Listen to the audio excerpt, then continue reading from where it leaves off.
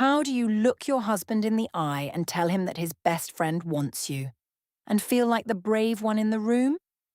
Did I really believe that choosing the man who made me feel chosen was the same thing as doing nothing wrong, and that our family would somehow stay whole around the gap I was making?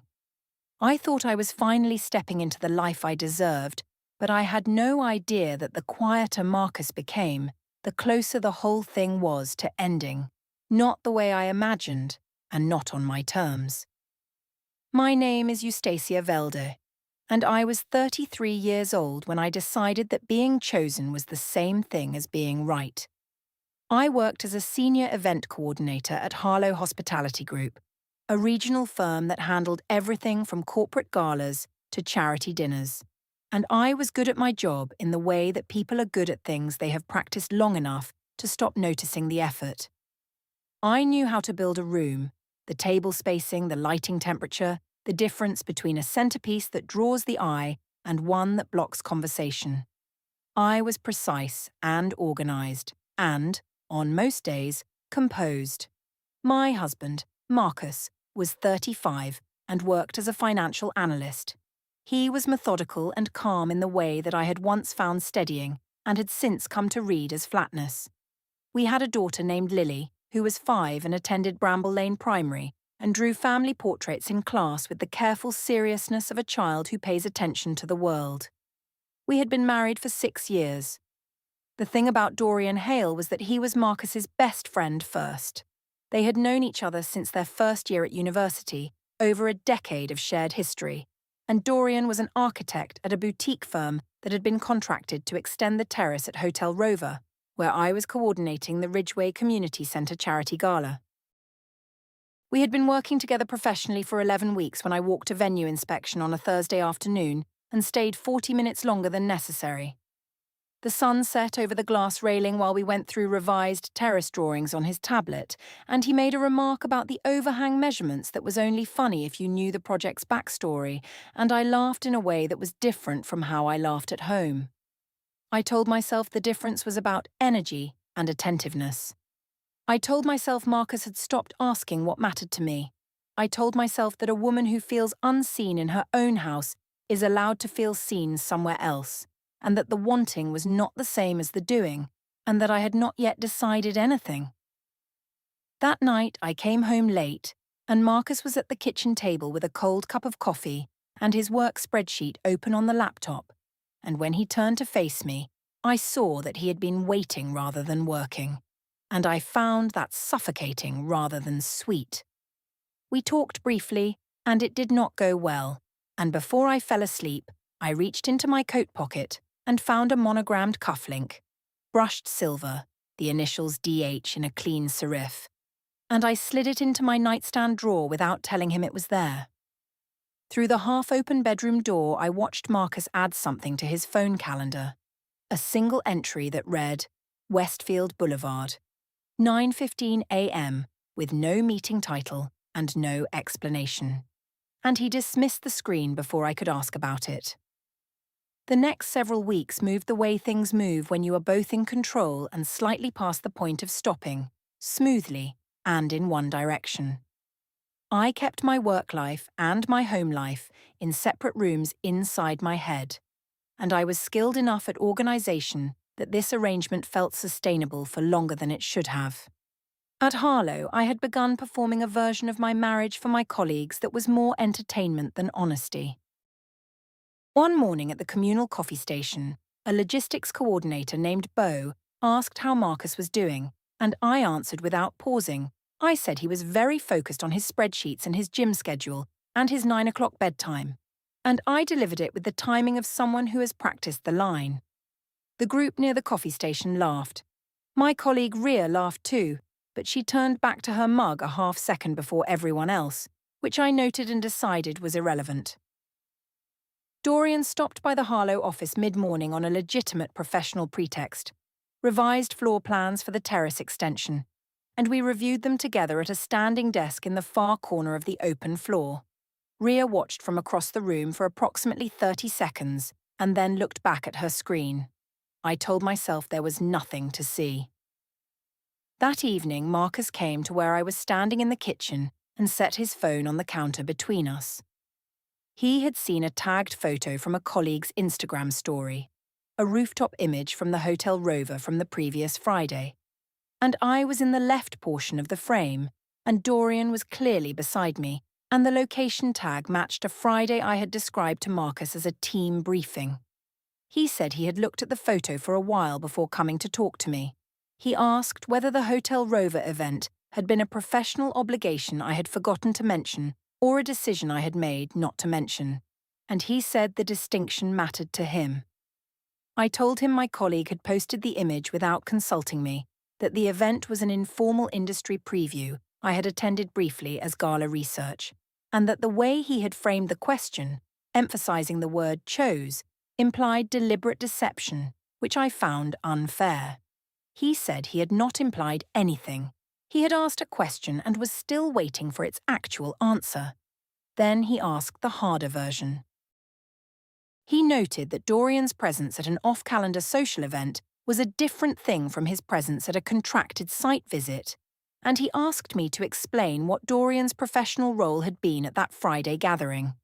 He said he was not accusing me. He said he was asking because there was a gap between what he had understood the evening to be and what it appeared to have been, and he needed me to fill that gap honestly.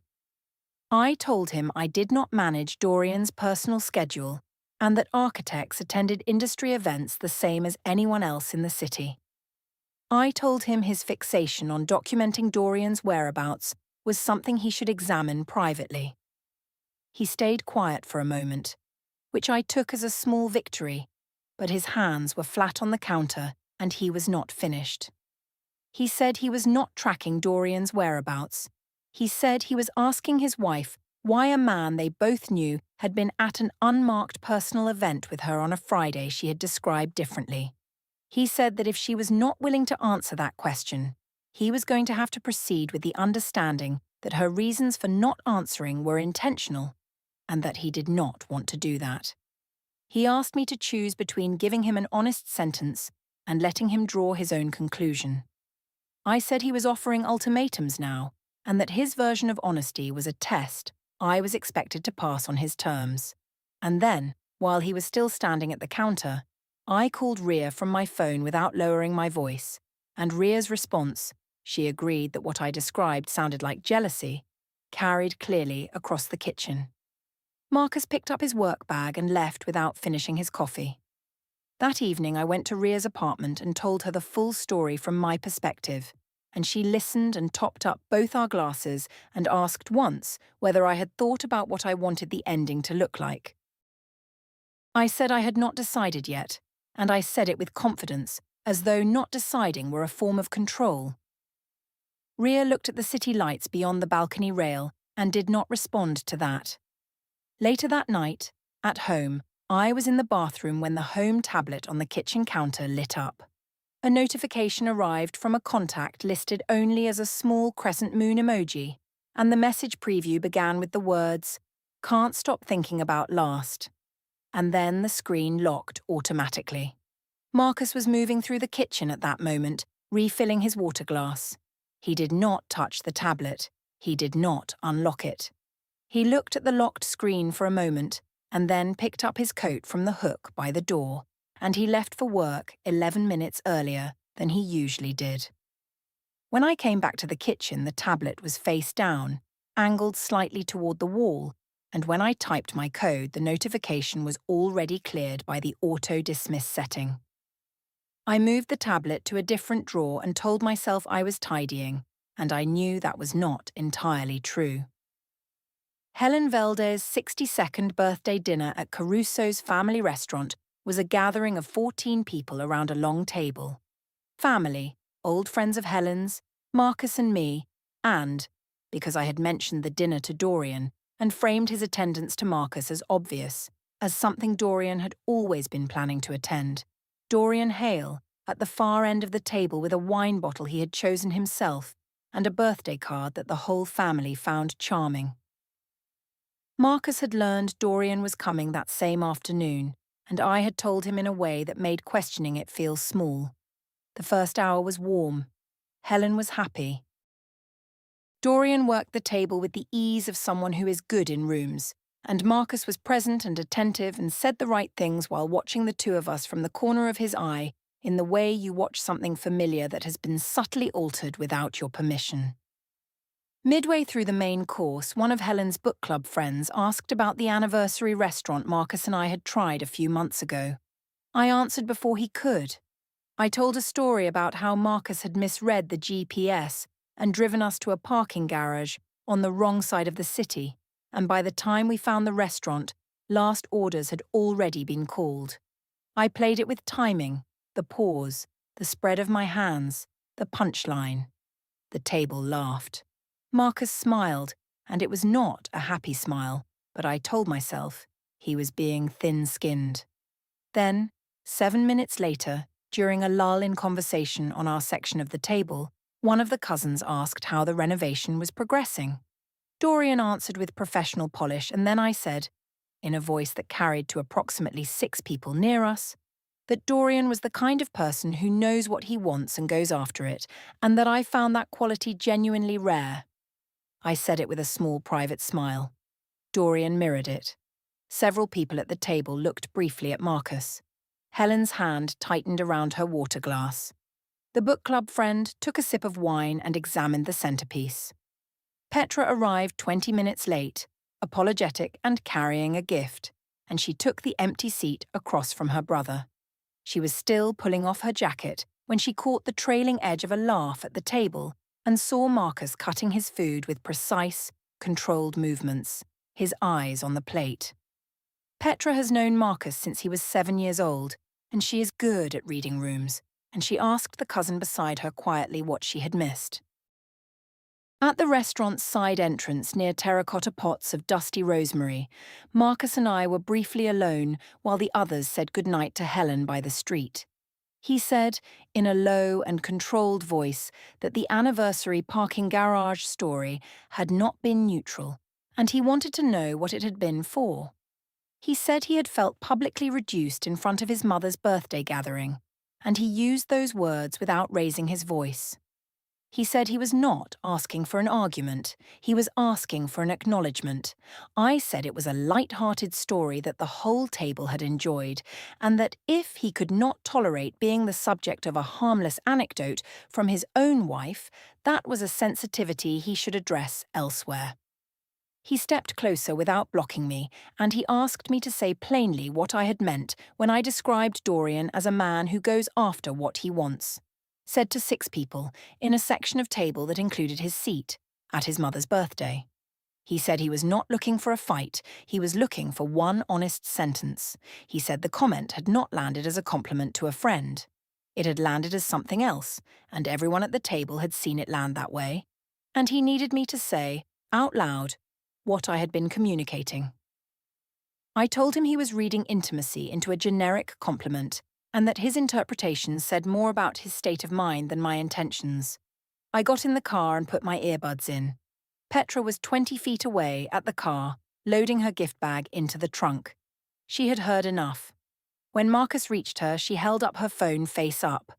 A voice memo application was open on the screen, and the recording timer read 2 minutes and 14 seconds.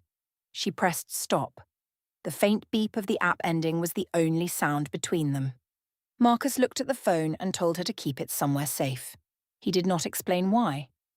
She put the phone in her jacket's inside pocket. He drove home with me sitting beside him with earbuds in, and when we pulled into the driveway I removed the earbuds and said, pleasantly, that the dinner had been lovely and Helen seemed genuinely happy. He said yes. He parked the car facing the street and stayed behind the wheel for 4 minutes after I went inside. A week and a half after Caruso's, on a Sunday at my parents' house, I sat at the dining table with my mother and told her about Dorian while my father watched football in the other room with the volume high enough to guarantee privacy.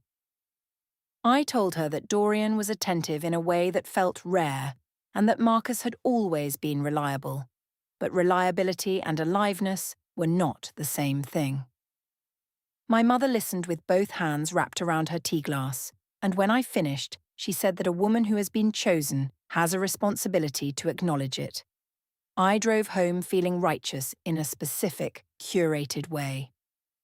On a Wednesday afternoon at Bramble Lane Primary's pickup line, Lily's teacher gently intercepted me after the bell. She said she wanted to share something from that morning's drawing assignment and that she was not raising a formal concern, just making me aware. She handed me a folded piece of yellow paper. Inside was a family portrait in Lily's careful, rounded handwriting. 3 figures, 2 labelled Mummy and Daddy, and a third figure drawn slightly taller than Daddy, placed between the 2 parents, labelled Daddy's friend.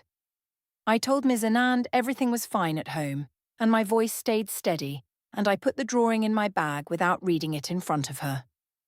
At a red light on the way home, with Lily chattering about recess in the back seat, I opened the yellow paper on the passenger seat and looked at the 3 figures. Something moved through me that I did not allow myself to name. I folded it back and told myself that children process the world through imagination. Earlier that same week, Marcus had waited for Lily to leave for her grandmother's and then come to find me in the kitchen. He pointed to the school schedule pinned to the refrigerator, its upper right corner slightly bent from where his thumb had pressed it flat, and said that Lily had asked him at bedtime the previous Tuesday whether Mummy was happy living here. He said that question had come from a 5-year-old, and he said it slowly, the way people say something they want heard rather than argued with. He said they shared a responsibility to Lily that existed regardless of how they each felt about one another, and he asked whether she was willing to have a real conversation about where she was emotionally and what she wanted. I said that if Lily sensed unhappiness, it was because the unhappiness in the house was real and I had been living with it longer than I had admitted, and that if he wanted to talk about my emotional state, the conversation had to include his contribution to it. That night, with Lily asleep and Marcus at a work event, Dorian sent me a long message, clear, warm, and direct. He told me he loved me. He said he wanted me to choose, not to drift, not to delay, but to actually choose. He asked me to tell Marcus. I read it 3 times. I saved it. I screenshot it. I sat with it for 40 minutes and called it clarity. When Marcus came home at 10:10, I was in the kitchen with the lights on and coffee made. I told him to sit down and he sat. I told him that Dorian loved me, that Dorian had asked me to choose, and that I had been considering it. I told him this with a composure I had practiced because I wanted to look like someone being brave rather than someone being reckless. I watched his face. He was still. He asked one question very quietly, about when it had changed. Not about Dorian's message, but about me specifically. He said he had sat at tables and shared meals and made plans that involved all 3 of them, and he needed to understand the shape of what that time had actually been.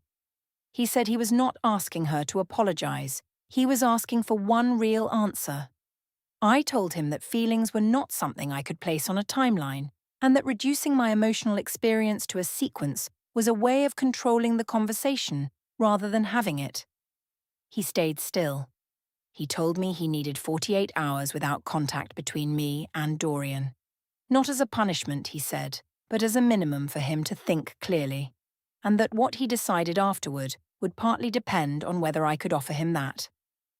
I told him I could not pause my communications on his schedule, and that asking me for silence was another form of the same control I had been living inside for years. He told me he would sleep in the guest room and that he was not making any decisions that night. He went upstairs. The guest room door closed quietly. In the morning I saw that his razor, his watch, and his charger had been moved from the main bathroom shelf to the guest room, carefully, without drama, the arrangements of someone making a practical accommodation.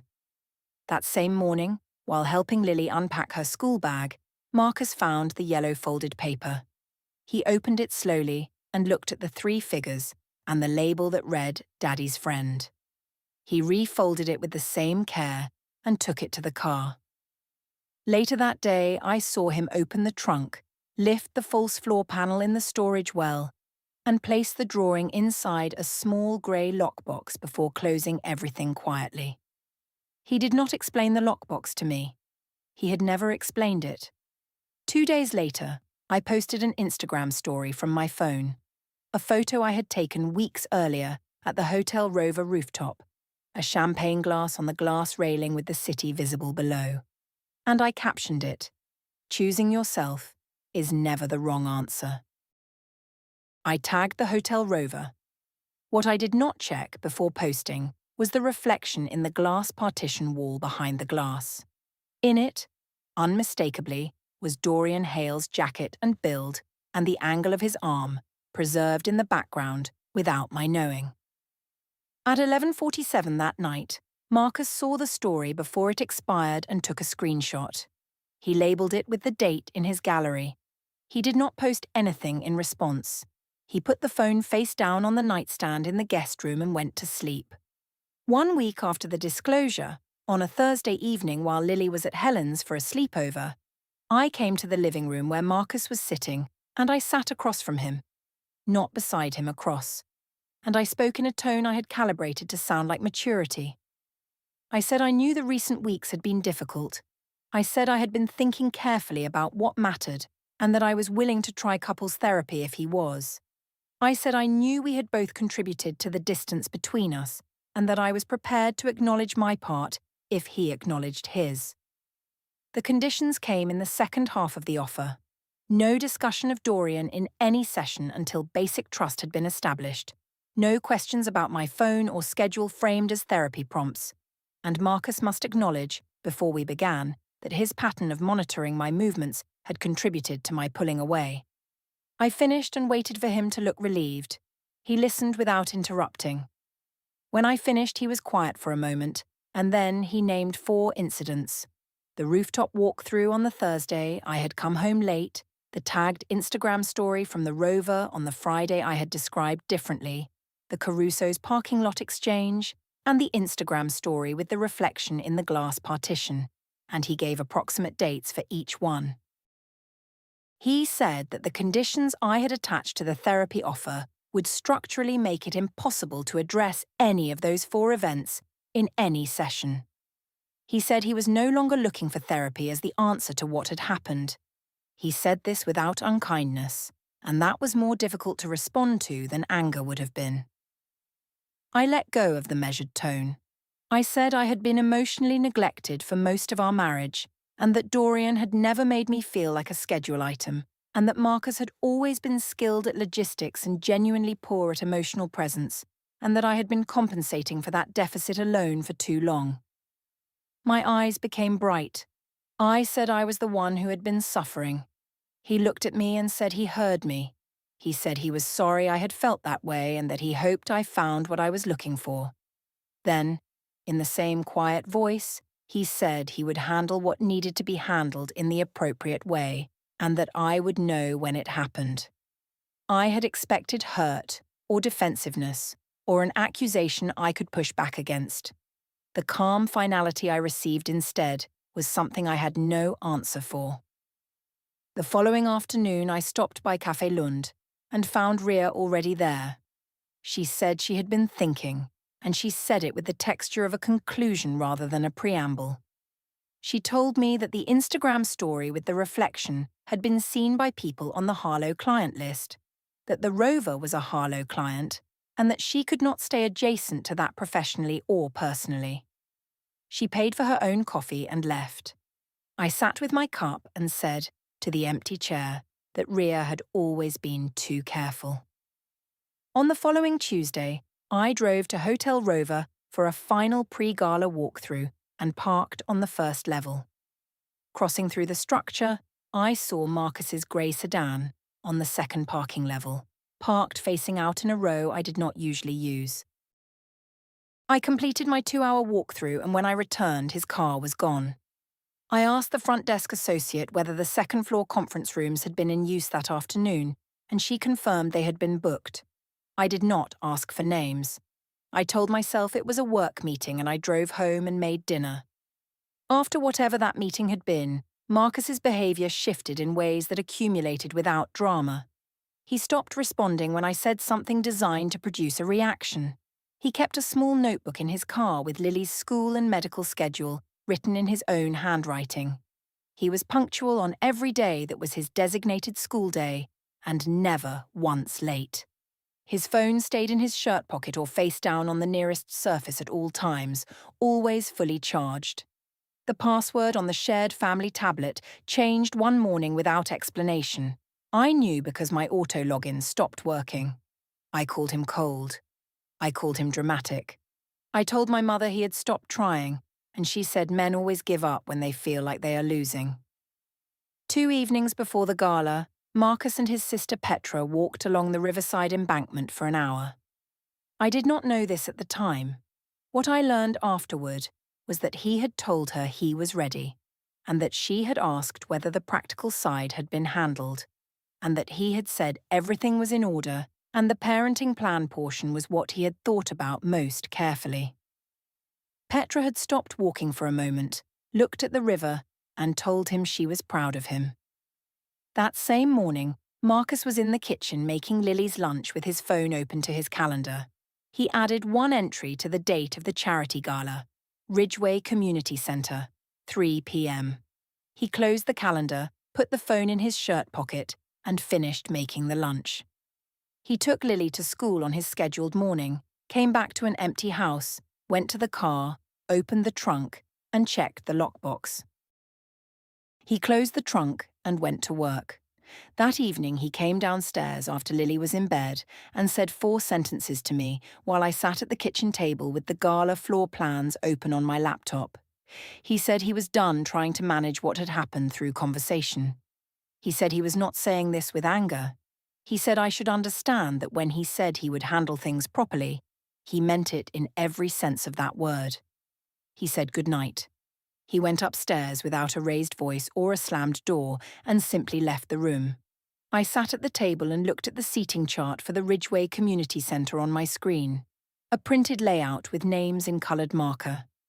Near the entrance table in the second row of the left aisle, I saw a name I had placed there myself, 6 months ago, when this event was still something I wanted him to witness. Marcus Velder, guest of coordinator, Harlow Hospitality Group. I stared at his name for a long moment and then opened my phone and typed a message to Dorian. I think it's really happening. He read it within 2 minutes.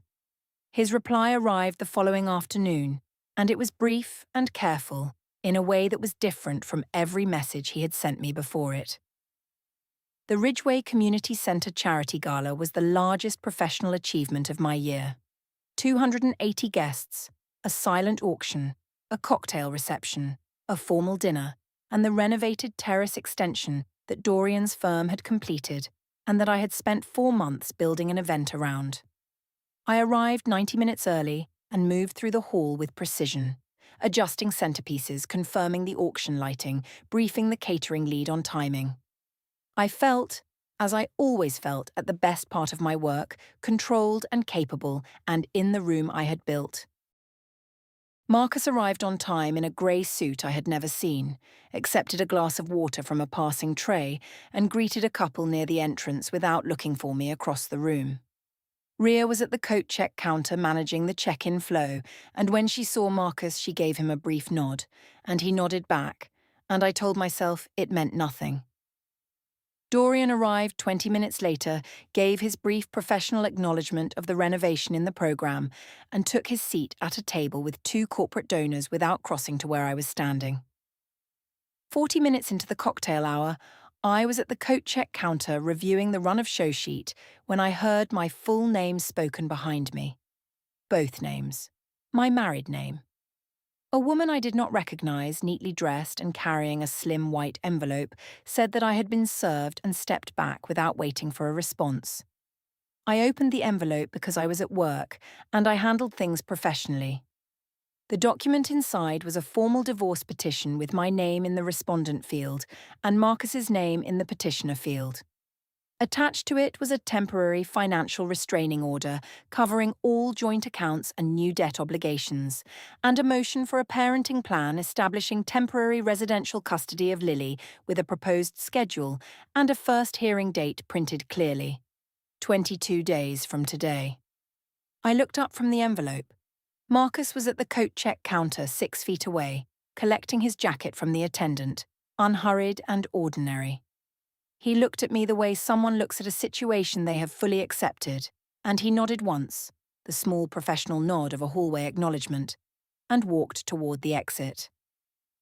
I turned to Rhea. She said, quietly and without cruelty, that she had known for a while this was where things were going, and that she was genuinely sorry, but she could not stand beside me tonight in the way I was expecting. She took a step back and lifted her clipboard. I crossed the room to find Dorian at his table. He turned when I said his name and spoke to me in a voice designed not to carry, and told me that he and Marcus had spoken directly. In the Hotel Rover conference room, in the 45 minutes I had been completing my walkthrough on the day I saw his car on the second level. He said his name and his firm's name were on the renovation credit for this venue, and he was not going to create a scene at a public charitable event. He returned to the donors. The coat check attendant held out my evening bag without making eye contact. The jazz trio played near the terrace wall. The auction paddles tapped. The room continued in full swing, and it did not pause for me, and I was the one who had organized every element of it. What I understood, standing there, was the shape of what had actually happened. The thing I had believed gave me power. Being desired, being chosen, being the woman who knew what she wanted and took it, had been visible to everyone in the room long before the envelope arrived. The patience I had read as flatness had been the whole time preparation. The excitement I had chosen had been contingent on convenience and had disappeared the moment it cost something. The people who had agreed with me in kitchens and on balconies had been watching, not standing beside me. He had asked me over and over in clear and specific and calm language to simply be honest, and when I had refused every version of that conversation, he had stopped asking and started keeping records, using exactly the materials I had given him. 6 weeks after the gala, Lily's school schedule runs between 2 addresses and Marcus is at every pickup exactly on time. Eustacia moves into a 1-bedroom apartment 2 blocks from her parents' house, with a closet half the size of the one she has used for 8 years. Her name appears in the Harlow year-end client recap under the Ridgeway Gala, but not in the follow-up correspondence. Dorian's firm announces a new civic project in a city 4 hours away, and she reads this on his firm's website on a Tuesday morning without having meant to look. Rhea sends one message on a Friday evening asking simply how she is doing, and Eustacia begins 3 different replies and closes the app without sending any of them. A calendar notification arrives at 9:48 at night. Lily, dentist, Tuesday, 10 a.m. And the confirmed contact is Marcus Velder, on the shared logistical calendar that Eustacia once called a surveillance mechanism.